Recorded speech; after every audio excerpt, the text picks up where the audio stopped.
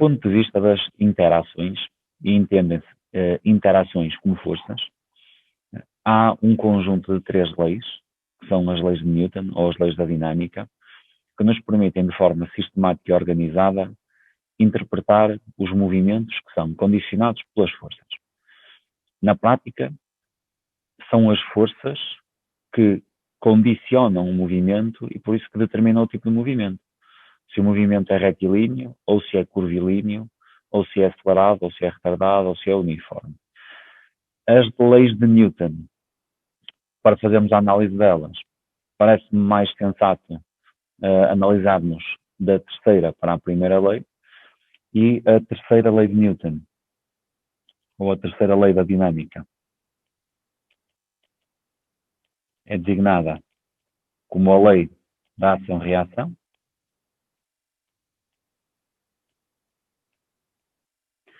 E a lei da ação-reação constata algo que é, eu diria, evidente para nós. Sempre que dois sistemas, dois corpos interagem, por uma questão de simplicidade, vamos designar por sistema A, sistema B, ou corpo A, corpo B, a força que é exercida pelo A sobre o B terá o mesmo módulo da força que o B exerce em A. Essas forças constituem para ação-reação, têm a mesma intensidade, têm a mesma linha de ação, a mesma direção, têm sentidos opostos e diferentes pontos de aplicação. E, em particular, têm que ser forças da mesma natureza. Nós sabemos também que existem 4 interações fundamentais, que são elas a interação ou força gravítica, a eletromagnética e as nucleares, forte e fraca. Ora, se a ação é do tipo gravitacional, a reação também será gravitacional. Se a ação é eletromagnética, a reação será eletromagnética e assim sucessivamente.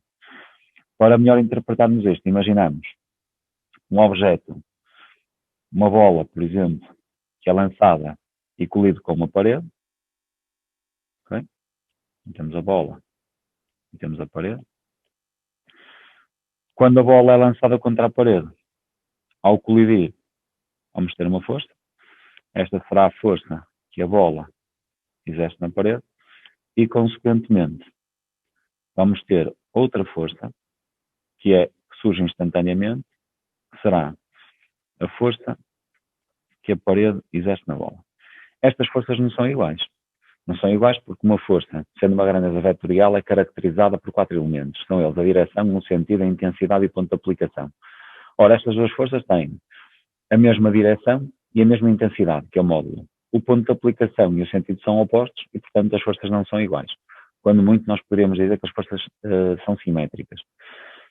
Estas forças não têm resultante nula porque também não estão aplicadas no mesmo ponto de aplicação. Ou seja, não é possível que duas forças anulem os seus efeitos quando estão aplicadas em locais diferentes, porque o efeito de uma força sente-se no local onde a força é aplicada.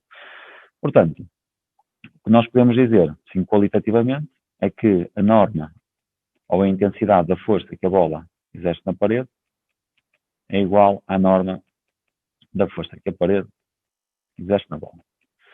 Há uma aplicação desta lei que tem que ver com a interação com o planeta Terra e um corpo que esteja perto do planeta Terra, ou não necessariamente perto, mas que seja atraído gravitacionalmente para o planeta Terra. E nós temos sempre uma ideia que a força que o planeta exerce num corpo será mais intensa do que a força que o corpo exerce num planeta. Isto porquê? Porque o que é perceptível é o efeito da força que a Terra exerce no corpo e não o contrário. Ou seja, se eu largar um objeto, eu consigo ver o objeto a cair para a Terra, mas não me apercebo da Terra a cair para o objeto. Ora, se as forças têm a mesma intensidade, então não deveriam cair os objetos simultaneamente um para o outro. Pois, o efeito de uma força não tem apenas que ver com a sua intensidade. Também tem que ver com a massa do corpo onde essa força é aplicada. E então, da mesma forma que temos a terceira lei, há outra lei, que é a segunda lei da dinâmica, ou lei de Newton, tanto faz. Genericamente, é conhecida como a lei fundamental da dinâmica.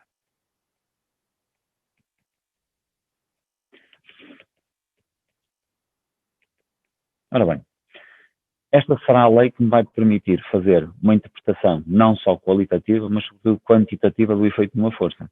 Ora, nós sabemos que o efeito da força sobre o movimento de um corpo é na alteração da sua velocidade. Portanto, uma força poderá fazer aumentar o módulo da velocidade, poderá fazer diminuir o módulo da velocidade ou poderá alterar a direção da velocidade. Ou seja, poderá fazer com que um corpo faça uma curva. A apresentação qualitativa desta lei diz uma coisa muito simples. É que a aceleração a que um corpo está sujeito é igual ao quociente entre a força resultante e a massa do próprio corpo. Na verdade, nós estamos habituados a ver esta expressão sob a forma de força resultante igual à massa vezes a aceleração. A força, a aceleração, a velocidade, o deslocamento são grandezas vetoriais. Portanto, eu quando quero identificar uma grandeza vetorial, eu coloco um vetor sobre o símbolo da grandeza. Se eu não representar o vetor sobre o símbolo da grandeza, então não estou a trabalhar com o vetor, estou a trabalhar apenas com o valor desse vetor. Na prática, esta expressão tem aqui uma consequência, que é o seguinte. Os vetores também têm valores. O valor de um vetor, como nós já vimos, tem que ver diretamente com o sentido. E, portanto, uma vez que a massa é uma grandeza que é escalar, mas é sempre positiva, isso vai significar, se este valor é positivo, então o valor da força e o valor da aceleração terão que ser sempre o mesmo. Isto é, os vetores de aceleração e força estão sempre no mesmo sentido, que poderá ser ou não o do movimento. E então, aproveitando esta situação, vamos imaginar as seguintes possibilidades. Se eu tiver o vetor força resultante da minha esquerda para a minha direita, poderá ser ou não um sentido positivo, uma vez que vai depender do referencial, o vetor aceleração terá sempre o sentido da força resultante.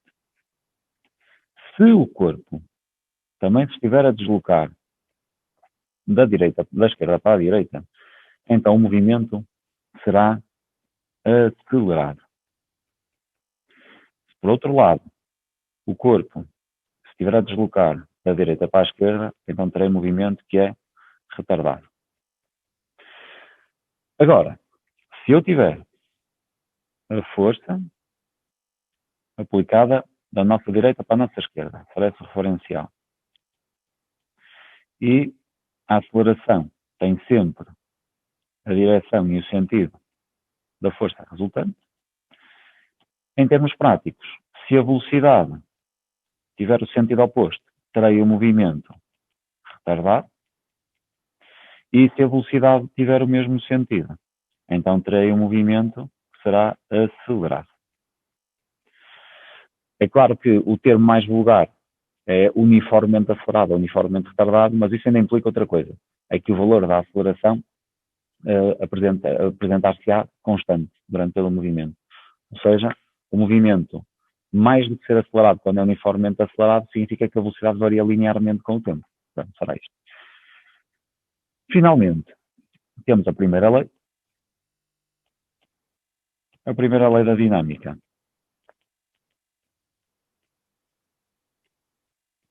Também é conhecida como a lei da inércia.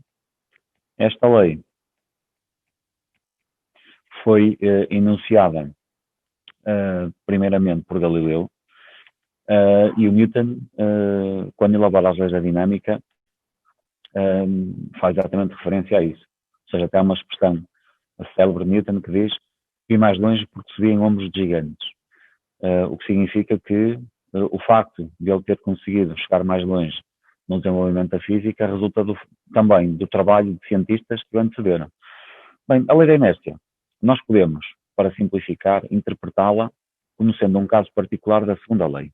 Ou seja, vamos supor que a força resultante que atua num sistema é igual a zero. Ora, como a força é um vetor, eu vou lá colocar o vetor. Então, se a força resultante é igual a zero e como a força resultante é igual à massa vezes a aceleração, então isto significa que a aceleração é igual a zero.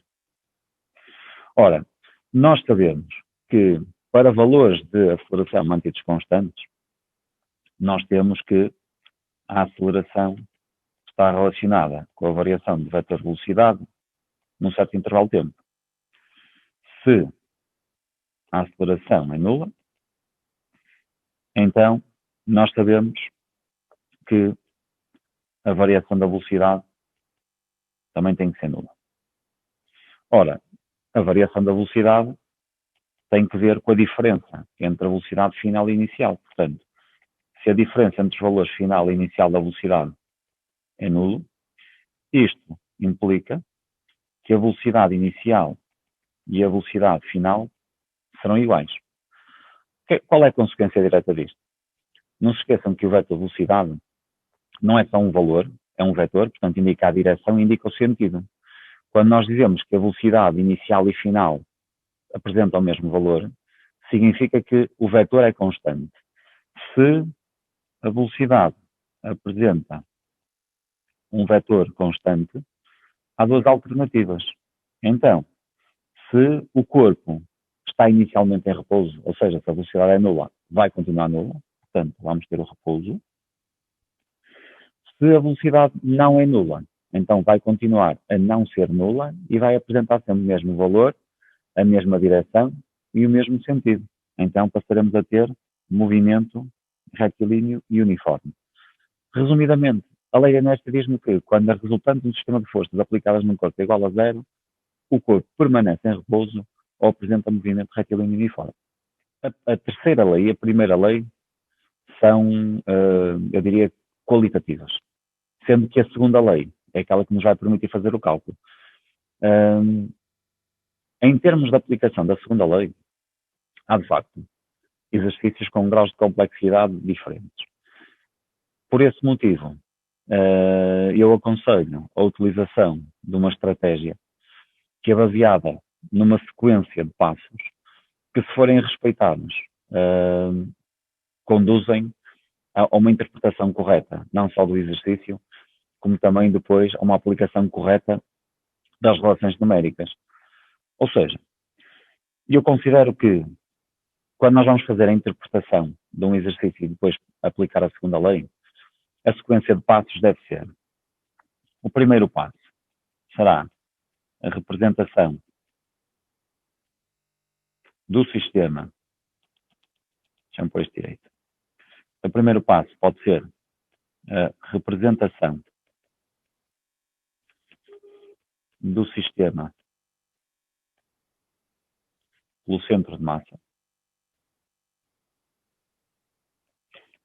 Neste caso, nós podemos fazer esta simplificação. Nós vamos estudar sistemas em que não estamos a estudar a variação da energia interna e também não estudamos rotações em torno do centro de massa. Depois, devemos selecionar um referencial cartesiano. E no referencial cartesiano, portanto, nós vamos ter dois eixos que são perpendiculares entre si. Um dos eixos tem que ser paralelo ao vetor velocidade, ou seja, um dos eixos tem que estar na mesma direção em que ocorre o movimento.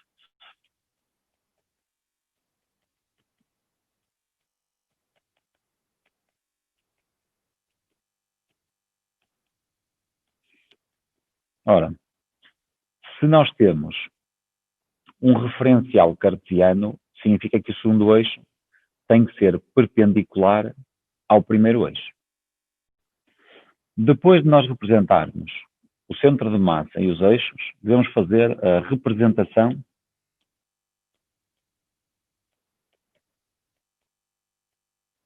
das forças. E quando representamos as forças, na medida do possível, devemos ter em consideração a intensidade relativa e a direção.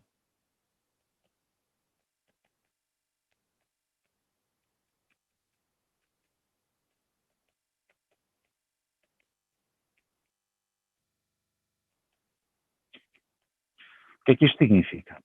Significa que, se eu tenho uma força que faz no ângulo de 30 graus com a direção de movimento, eu, na medida do possível, tenho que tentar desenhar a fazer um ângulo de 30 graus com a direção de movimento. Vou fazer um ângulo de 45 ou de 60. Na maior parte destes exercícios, os ângulos mais vulgares estão o de 0, o de 30, o de 45, o de 60, o de 90, e depois ainda aparecem dois, são o 37 e 53, que tem que ver com o facto dos valores do seno e do cosseno estarem ali próximos de 0,6 e de 0,8. Se vocês pretenderem ser mais rigorosos, podem usar um transferidor para marcar ângulos. No entanto, se imaginarem um quadrante dividido em 3 partes, que é mais ou menos fácil de fazer, então nós conseguimos ter ali valores razoavelmente próximos para a representação. Quanto à intensidade relativa, bem, se eu tenho uma força com uma intensidade de 10 N e outra com uma intensidade de 20, eu devo colocar a segunda com, vetorialmente falando, com o dobro do comprimento do que o comprimento do vetor que representa a primeira. Portanto, o comprimento do vetor tem que ver com a intensidade das forças. Depois de representadas as forças, o que nós devemos verificar é se todas as forças, ao serem representadas, já estão representadas sobre os eixos que nós consideramos posto do nosso movimento. As forças que não estejam representadas sobre esses eixos deverão ser decompostas. Portanto, fazemos decomposição de forças através das relações trigonométricas.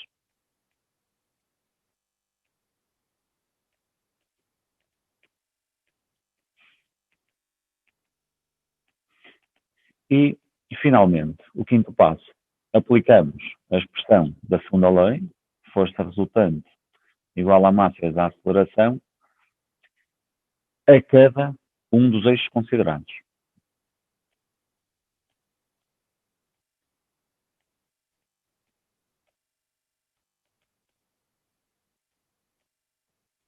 As forças que estão aplicadas numa direção não têm influência sobre o movimento na direção que é perpendicular à considerada.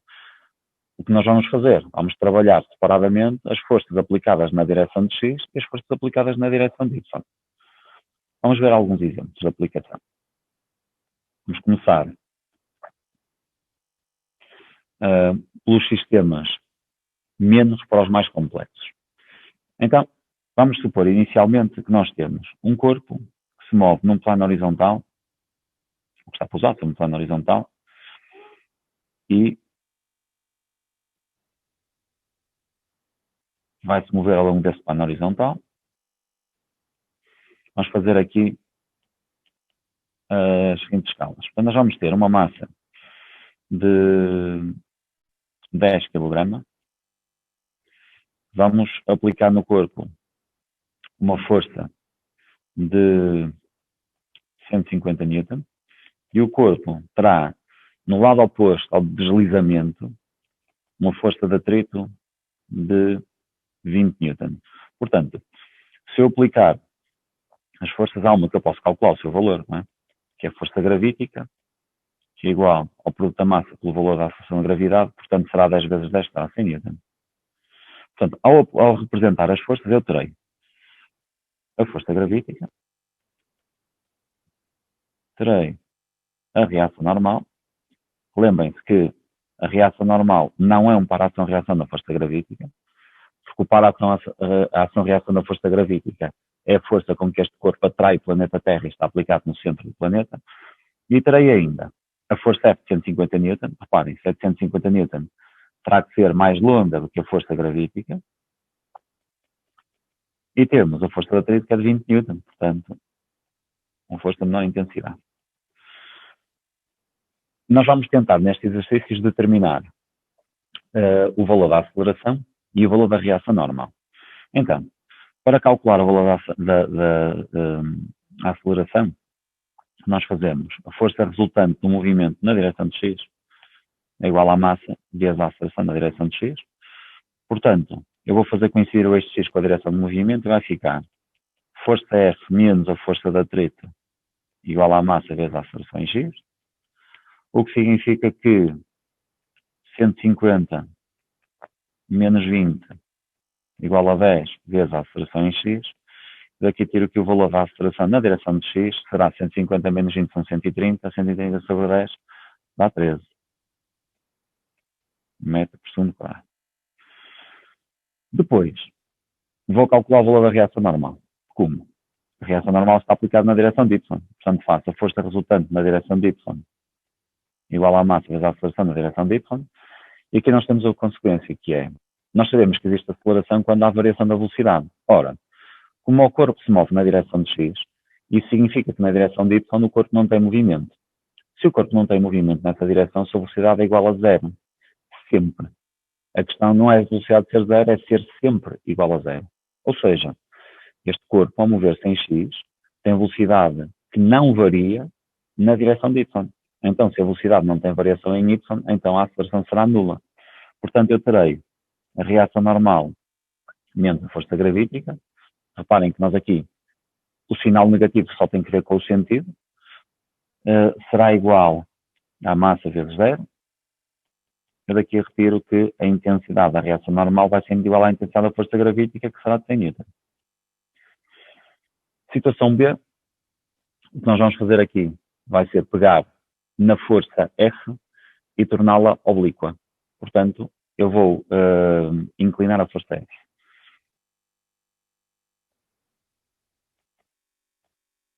Então, imaginemos um sistema que vai mover também ao longo de um plano horizontal.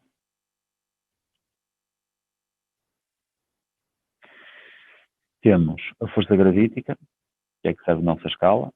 Então, vamos supor que são os mesmos valores. Okay? Força gravítica. Temos a força de atrito, vamos supor que conserva o valor.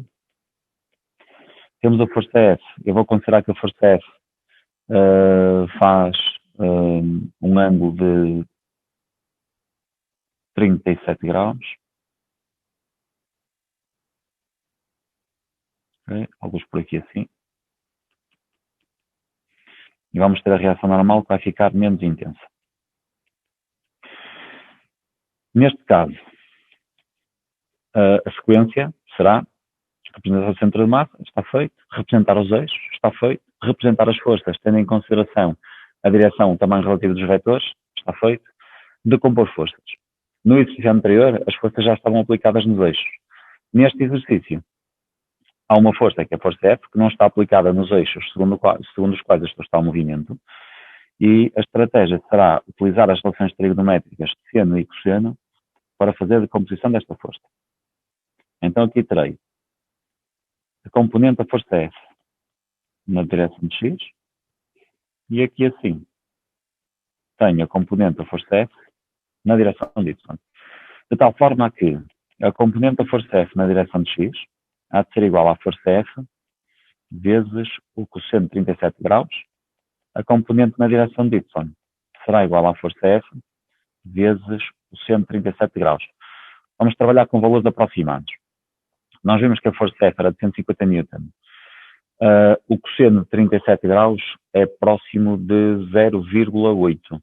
Portanto, 150 vezes 0,8 é próximo de 15 vezes 8, que dá próximo de 120. O seno de 37 graus é próximo de 0,6, portanto, 150 vezes 0,6 dá 15 vezes 6, que dá próximo de 90. Temos as nossas aproximações. E agora vamos aplicar a segunda lei de Newton.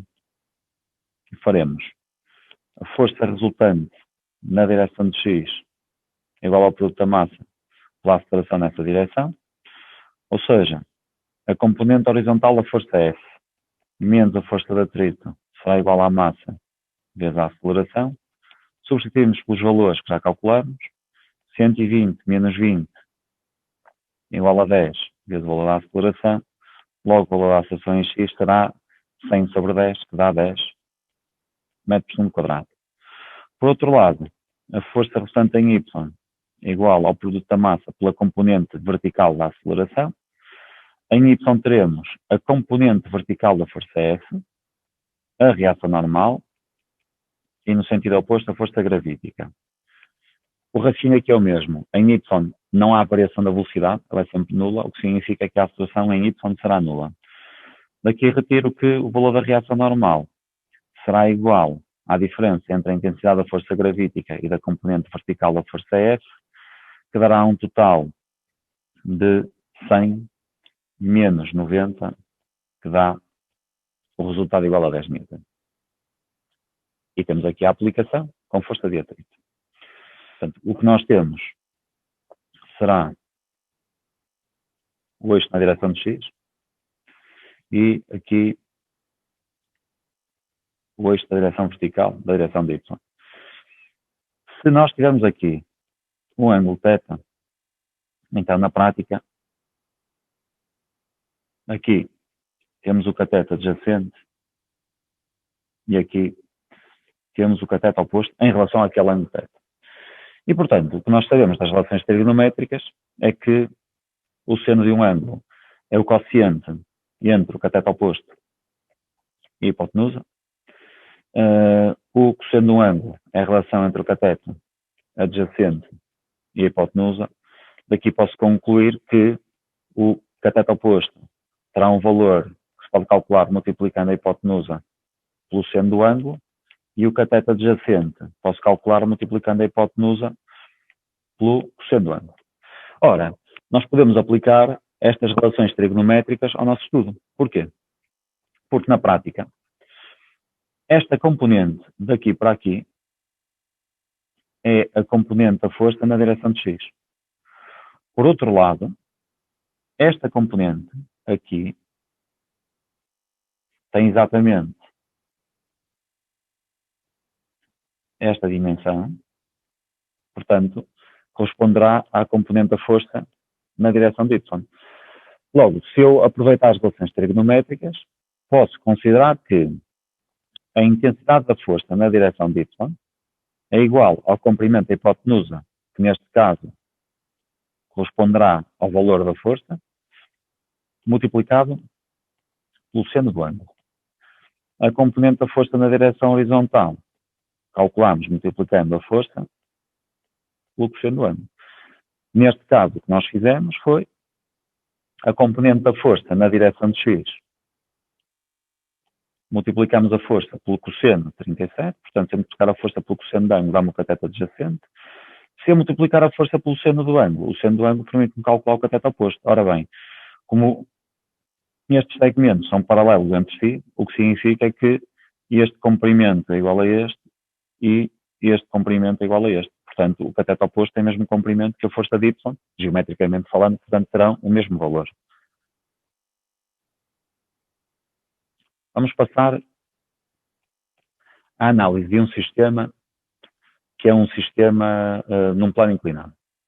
No caso do plano inclinado, a análise é exatamente a mesma. Portanto, se nós seguirmos sempre a mesma sequência de passos, a análise que nós vamos obter é a mesma.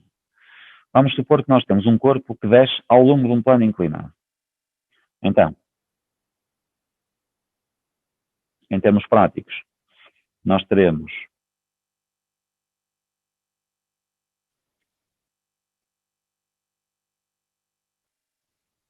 será algo assim. Vamos supor que nós temos o corpo que pode ou não ser abandonado, isso é mais ou menos irrelevante. Sim, a relevância em termos de ser ou não abandonado tem a ver com a velocidade final. Temos o centro de massa e, portanto, já tenho o sistema representado por centro de massa. O segundo passo é marcar os eixos. Um dos eixos contém a direção do movimento. O segundo há de ser perpendicular. Vamos marcar forças. Temos o peso, ou força gravítica. Temos a reação normal. E vamos manter a força de atrito.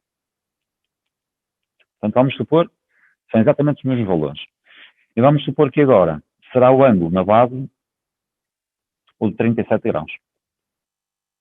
Okay? Portanto, como é que nós vamos fazer isto?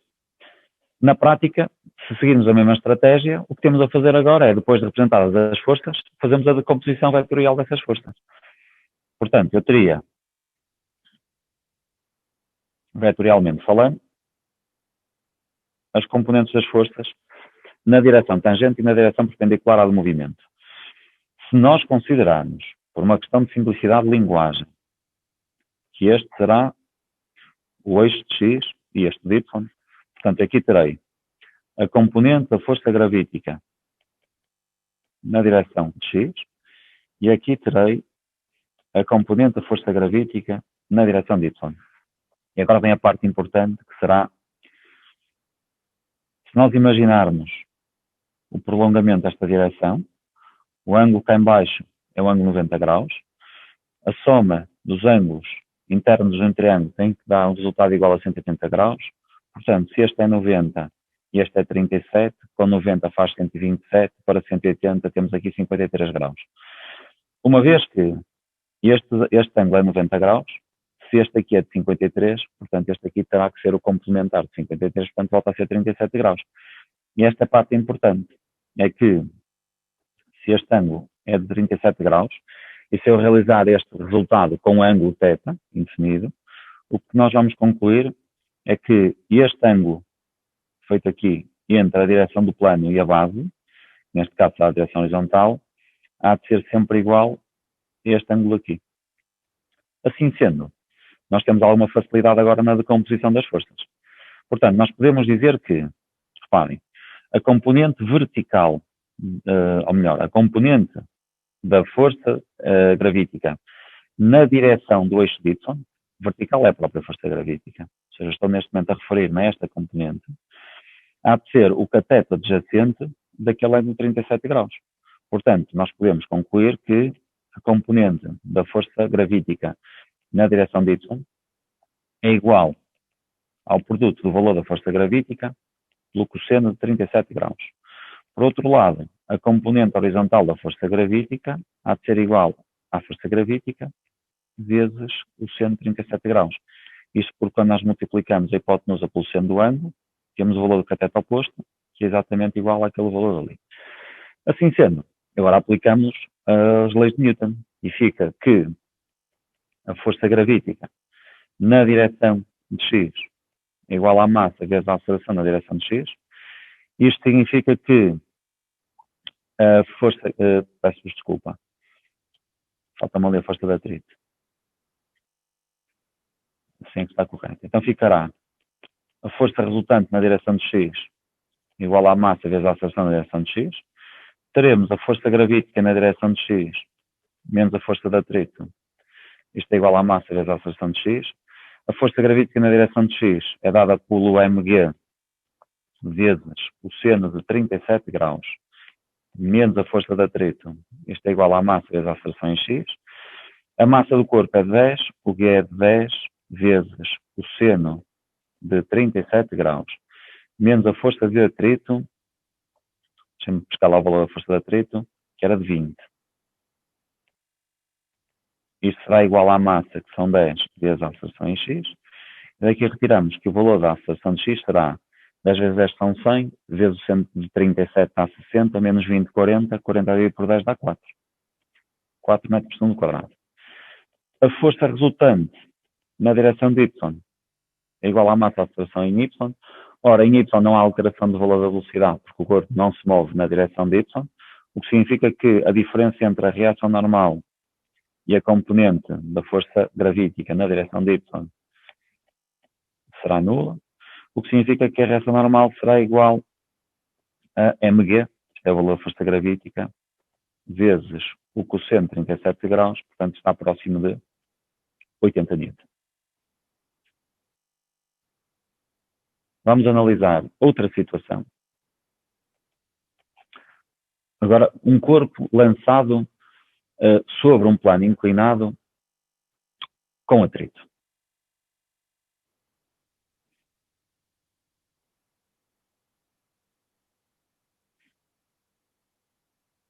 Vamos supor agora que o ângulo aqui formado é o ângulo de 30 graus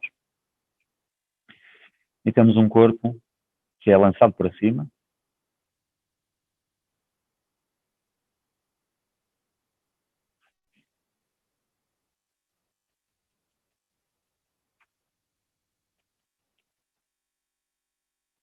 e então o que nós sabemos é que se nós considerarmos, vamos manter o mesmo referencial,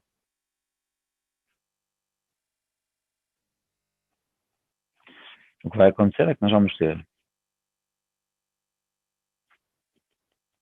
força gravítica, a reação normal, a força de atrito, e para aqui temos o sentido do movimento. Reparem, neste caso eu vou ter a força resultante. Deixa-me só melhorar isto.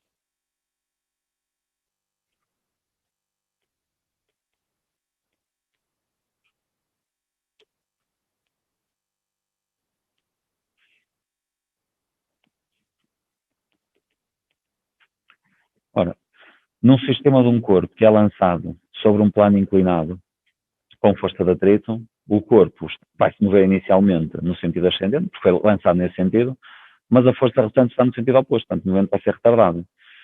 Usando a mesma estratégia, eu passo a ter a força gravítica decomposta em força gravítica em Y e força gravítica em X. Em termos de componentes, eu sei que a força gravítica na direção de X será dada pela força gravítica vezes o seno de 30 graus, que neste caso o valor é de 10 vezes 10 vezes o seno de 30 graus, que dá 50 newton. A força gravítica em Y será igual ao produto da força gravítica pelo cosseno de 30 graus.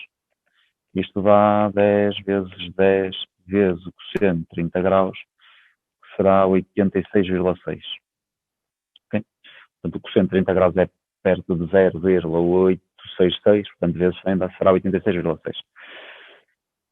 Ao fazermos a aplicação, se nós fizermos que a força resultante na direção de X é igual ao produto da massa pela aceleração nesta direção, então nós ficaremos que o valor da força de atrito somado com o valor da força gravítica em X é igual ao valor da massa pela aceleração em X.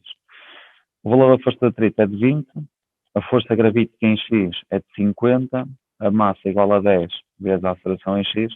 Eu daqui concluo que o valor da aceleração em X há de ser igual a 70 vezes avos, que será 7 metros por segundo quadrado. E, por outro lado, temos que a força resultante na direção de Y é igual à massa vezes a aceleração em Y. Então teremos que a reação normal menos a força gravítica em Y é igual à massa vezes a aceleração em Y. Este valor é zero, porque em Y não há alteração do valor da velocidade. E daqui retiro que o valor da reação normal será de 86,6 newton. Aqui reforça-se o facto da reação normal e a força gravítica não poderem ser um par ação-reação, uma vez que a força gravítica tem um valor de 100 newton, neste caso, que é igual à massa vezes o valor de G, portanto são 100 newton, e a reação normal nem sequer apresenta a mesma intensidade, portanto não podem ser um par ação-reação. Nesta situação, temos um corpo que desloca no sentido descendente do plano e estará sujeito à força de atrito, estará sujeito ao peso e ainda a uma força F, que está aplicada na direção e sentido do movimento. Portanto, a força F pode ser a mesma força dos 150 N que nós tínhamos utilizado há pouco. Então, nós teremos a força gravítica, vamos ter a força F, teremos a força de atrito e a reação normal. Portanto, na prática, os 3 primeiros passos do sistema da aplicação da segunda lei de Newton estão feitos. Representei o sistema pelo centro de massa, representei o referencial, representei as forças. O passo seguinte será decompor a força gravítica, pois é a única que não está aplicada nos eixos considerados para o estudo do movimento. Portanto, aqui terei a componente da força gravítica na direção perpendicular à do movimento. E aqui terei a componente gravítica que tem o sentido do movimento. Sei que vamos considerar na mesma que este ângulo é 30 graus, portanto, este aqui também será 30 graus. E por aplicação direta da segunda lei, ficará que a força resultante na direção de X será igual ao produto da massa pela aceleração na direção de X. A força resultante na direção de X teremos, na direção em sentido de movimento, a força F, a força gravítica em X, no sentido oposto temos a força de atrito. isto será o produto da massa pela aceleração na direção de x. A força F tem o valor de 150, a força gravítica tem o valor da massa vezes o valor de G vezes o seno de 30 graus, a força de atrito, a intensidade de 20, a massa tem o valor de 10 e daqui determinei o valor da aceleração na direção de x. Portanto, o valor da aceleração na direção de x será 10 vezes 10 vezes 130 são 50, com 150 dá 200, menos 20, 180, 180 sobre 10 dá 18 metros por segundo quadrado. Por outro lado, a força resultante na direção de y será igual ao produto da massa pela aceleração na direção de y. Temos que a reação normal menos a componente da força gravítica na direção de y igual ao produto da massa por zero. Não temos aceleração na direção de y, pois em y não há alteração da velocidade. A velocidade é sempre nula. Se fosse sempre igual a 5 ou sempre igual a 1000, a aceleração também seria igual a zero. O que significa que a reação normal será igual ao valor da massa, o valor da aceleração da gravidade, pelo 130 graus, que dá o resultado de 86,6 Newton.